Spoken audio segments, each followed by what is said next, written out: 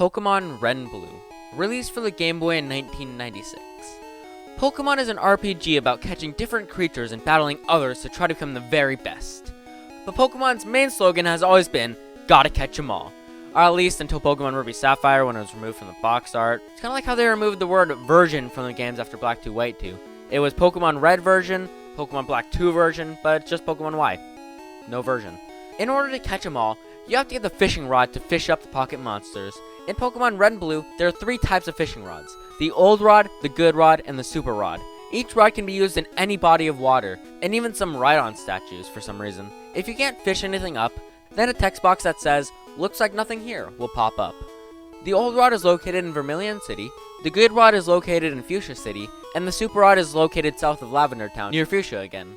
The Old Rod is somewhat useless, because every spot it can be used in, it will only ever fish up Magikarp. Which, well, Magikarp is pretty cool. It only gets Splash and Tackle until it reaches level 20. The Good Rod is a little better. With it you can capture Poliwag and Goldeen, which is cool. And with the Super Rod, you can fish up a lot of different encounters, like Dratini, Goldeen, Horsey, Kingler, Krabby, Magikarp, Poliwag, Poliwhirl, Psyduck, Seadra, Shelder, Slowbro, Slowpoke, Staryu, and Tentacool. Unfortunately, Chinchou can't spawn, but that's the next generation. I don't know where to add this in the script, and it's not technically based off of fishing, but it does have something to do with water. After you get access to Surf, you are able to fly to Cinnabar Island. If you head back to Viridian City and speak to the catching tutorial guy and watch him catch a Weedle, you can fly back to Cinnabar and go to the water to the right. And if you surf directly next to the land, you encounter a new Pokemon called Missing No, or Missing Number as the game sees it, the first ever bird-type Pokemon. There are other forms of Missing No depending on your in-game name and other factors, like Mew's special stat.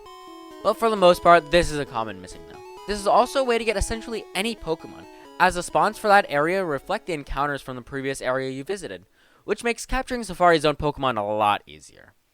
Another random fact is that fishing Pokemon can be shiny.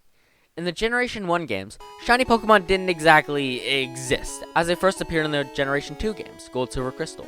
But in that game, shininess is determined by each Pokemon's DVs, basically its stats. And the same thing can be said about the Pokemon in Kanto. Some Pokemon, like Wild Encounter or Surfing Pokemon, can never be shiny, as they don't have the same DV range as fishing or static encounters.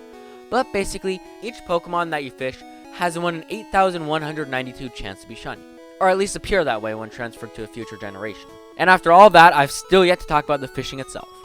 As I said earlier, you can fish in any water once you have one of the 3 rods. Once you get them, go next to a water tile and face towards it. Open your items pocket and press Use after finding the fishing rod. Your character will cast a line into the water, and after waiting a few seconds, an exclamation mark will appear on top of your head. If you press A at the right time, you'll fish up a Pokemon, and then can proceed to catch, run, or defeat it. The Old Rod will have a guaranteed chance of hooking a Pokemon if cast, which will always be Magikarp. But the Good and Super Rods only have a 50% chance of encountering something. In later generations, there are ways to increase the encounter rate, like Suction Cups or Sticky Hold, and even No Guard and Brilliant Diamond and Shining Pearl.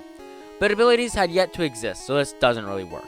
Pokemon Red and Blue have solid fishing games, but they can be kinda boring. I mean, as their point isn't really to make the best fishing minigame, but to make some of the best fish from the minigame, if that makes sense. The game itself is kinda basic, but the rewards most certainly aren't. But, thanks for watching.